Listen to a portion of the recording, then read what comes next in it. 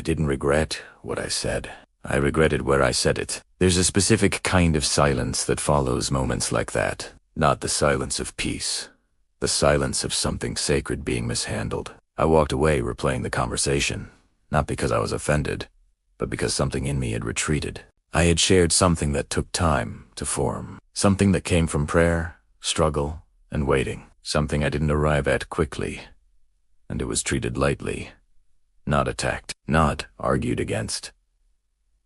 Just brushed aside. That was when an old phrase stopped sounding cruel and started sounding careful. Do not cast your pearls among swine. For a long time, I thought that sentence was about judgment. About deciding who is worthy and who is not. But that day, I realized something quietly unsettling. This wasn't a warning about other people. It was wisdom about discernment. A pearl doesn't begin as something beautiful. It begins as irritation. A grain of sand. A wound. Something foreign that doesn't belong. The oyster doesn't fight it. It doesn't eject it. It covers it, layer by layer. Slowly. Silently. What once caused pain becomes protected. What once disrupted becomes preserved. Time passes, pressure remains. And eventually, something valuable forms. That is what a pearl is. Not something discovered quickly. Not something announced loudly. A pearl is something pain was patient enough to shape. And that's why it hurts when it's mishandled. Because it didn't come cheaply.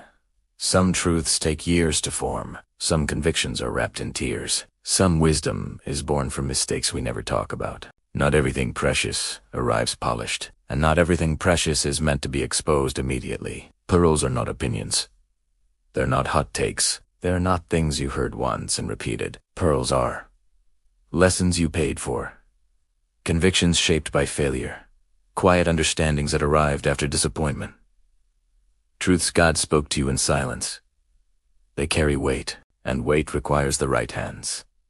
That's why some things feel heavy when you share them too early. They weren't meant to be light. This is where the phrase is often misunderstood. Swine is not a category of people. It's not a label for outsiders. It's not permission to look down on anyone. It describes capacity, not character. An unprepared space. An inattentive moment. A room that consumes but does not protect. Some environments are not hostile, just careless. Some listeners are not cruel, just distracted. Some audiences want sound, not substance. And pearls don't survive careless spaces.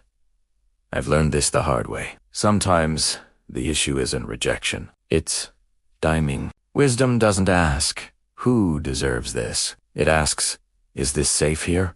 Oversharing often masquerades as courage, but sometimes it's hunger. A desire to be understood quickly, to be affirmed immediately, to feel seen without waiting. When we release something sacred into the wrong space, it doesn't just get ignored, it gets trampled.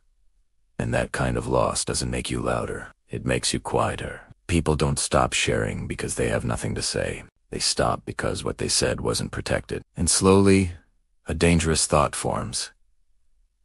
Maybe what I carry doesn't matter, but it did matter.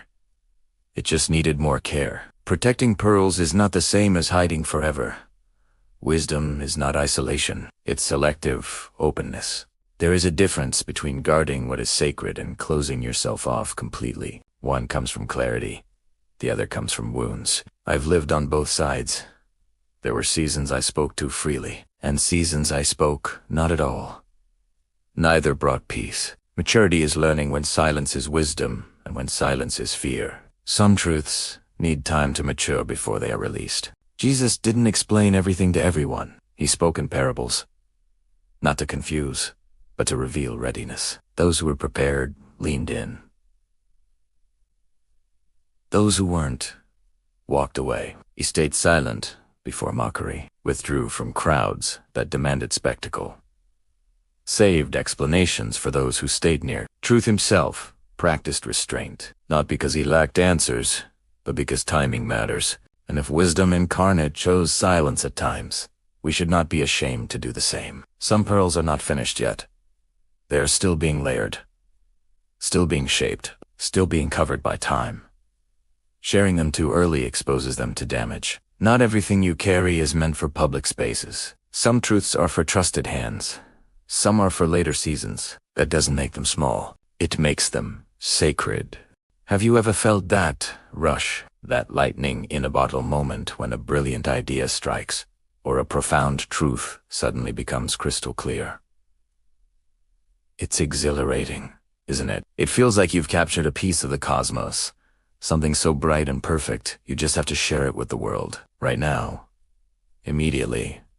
Your fingers itch to type it out, to speak it into a microphone, to shout it from the rooftops. I know that feeling all too well. We live in a world that celebrates speed, immediacy, and instant gratification. Be the first to break the news. Get your hot take out there before anyone else. The pressure to share, to broadcast, to make our mark is immense. But what if I told you that the most powerful ideas, the most enduring truths, are not born in a flash of lightning? What if they are more like pearls? Think about it. A pearl doesn't just appear. It begins with an irritant, a tiny grain of sand that finds its way inside an oyster's shell. It's an intrusion, an inconvenience, something that doesn't belong. The oyster's first instinct isn't to expel it immediately. Instead, it begins a slow, deliberate, and deeply internal process. It coats the grain of sand with layer after layer of a substance called nacre. Each layer is infinitesimally thin, almost imperceptible. Day after day, week after week, month after month, the oyster continues its quiet, hidden work.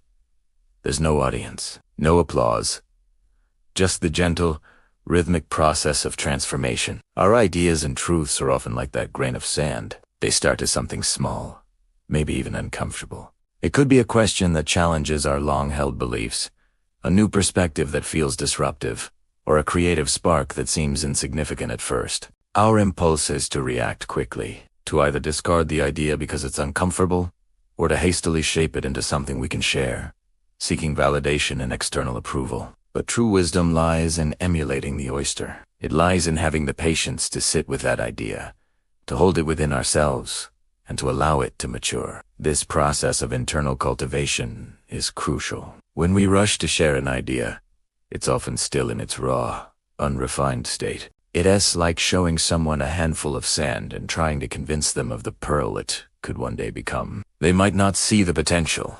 They might dismiss it, criticize it, or misunderstand it entirely. And that premature exposure can be damaging.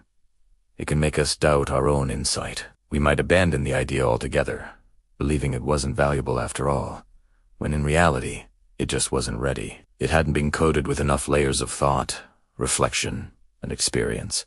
Think about the conversations you've had where you blurted out a half-formed thought. How often did it land the way you intended? More often than not, it probably led to confusion or debate over semantics, rather than a meaningful exchange. The core of your insight got lost because the packaging wasn't complete. The pearl was still just a rough, irritating grain of sand. The oyster teaches us the power of the inner chamber. It creates a protected space where transformation can happen. For us, this inner chamber is our own mind, our journal, our quiet moments of reflection. It's the long walks, the silent commutes, the conversations with a trusted friend who knows how to listen rather than just react. This is where we add the layers. The first layer might be simple curiosity, exploring the idea without judgment. The next layer could be research, gathering facts and different viewpoints. Then comes the layer of personal experience, connecting the idea to our own life. Another layer is wrestling with the counterarguments, strengthening our understanding by challenging it. Each of these layers adds depth, nuance, and resilience to our initial insight. It's a process of polishing, smoothing, and strengthening. What started as a sharp, angular grain of sand slowly becomes round, smooth, and iridescent. It develops a luster, a glow that comes from within. This is the difference between a fleeting hot take and a timeless piece of wisdom. A hot take is reactive and designed for immediate impact. A piece of wisdom is reflective and built to last. And here's the most beautiful part of the analogy. The oyster doesn't do this for an audience. It doesn't create the pearl for the sake of being discovered. It does it as a natural response to an internal situation. It's an act of self-preservation that results in the creation of something beautiful. Likewise, when we cultivate our ideas in private, We're not just preparing them for the world. We're integrating them into ourselves. The truth we're nurturing changes us first. It becomes a part of who we are. Our understanding deepens. Our character is refined, and we grow in wisdom. The primary beneficiary of this patient process is us. Then, and only then, comes the time for sharing. When is that time? Yo or no? It's when the idea is no longer a fragile, half-formed thought.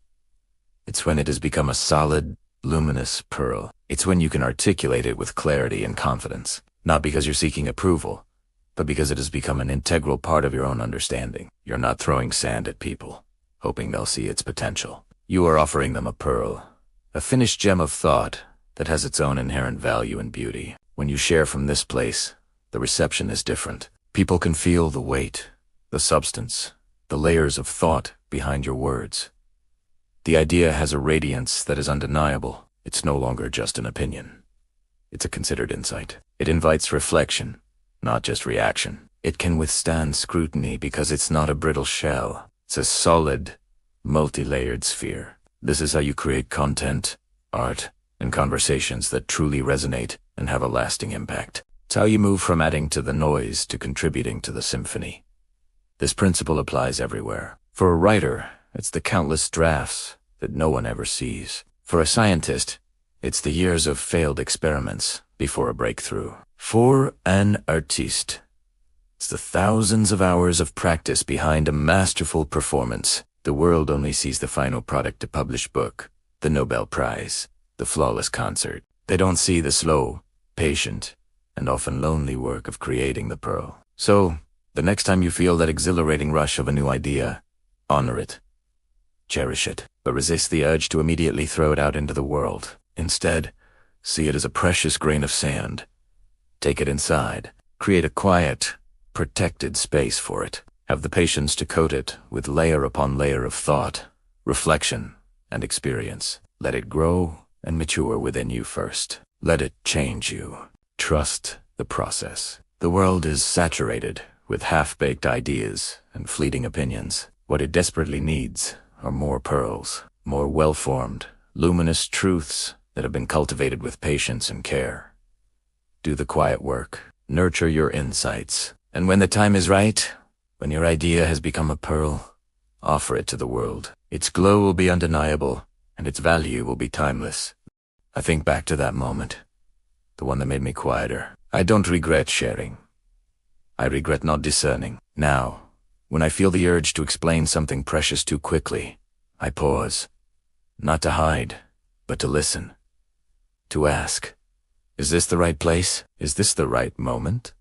Is this pearl ready to be handled? Because wisdom isn't about withholding truth. It's about honoring how it was formed. And maybe the question isn't, why didn't they understand? Maybe it's, was this pearl meant to be released yet? Some things become more valuable when they stay hidden just a little longer. If this resonated with you, please like, comment, and subscribe for more content like this.